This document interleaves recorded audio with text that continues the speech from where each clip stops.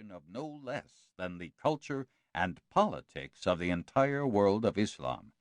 The new century, it seemed, was America's, and now it was America's task to shape it.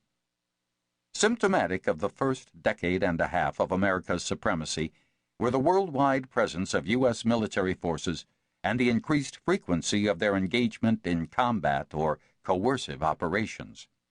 Deployed on every continent and dominating every ocean, the United States had no political or military peer.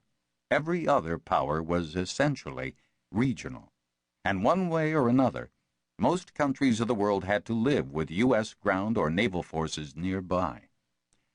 In history, 15 years is a mere episode, but we live at a time when history accelerates at a pace unimaginable even a few decades ago.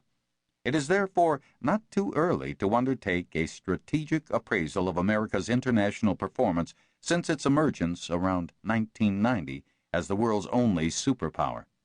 Never before in history has a single power been so paramount. Whether America has been exercising its international leadership responsibly and effectively is therefore a vital question not only for the security and well-being of Americans, but also the world at large.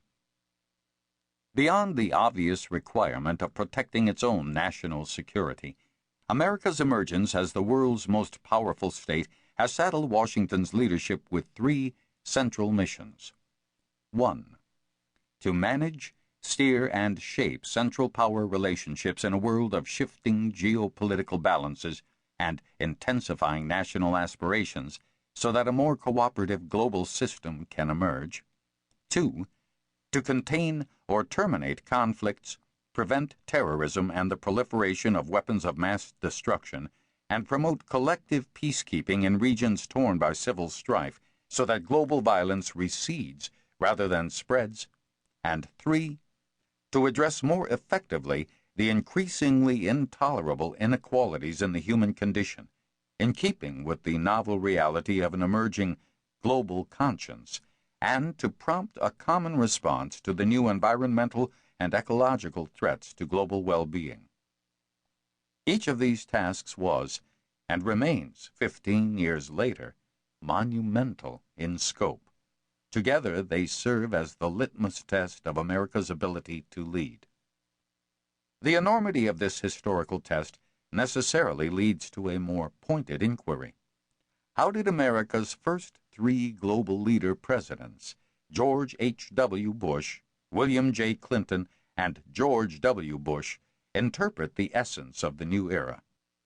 Were they guided by a historically relevant vision, and did they pursue a coherent strategy?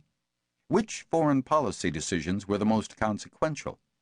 Did they leave the world in better or worse shape, and was the American position in that world stronger or weaker?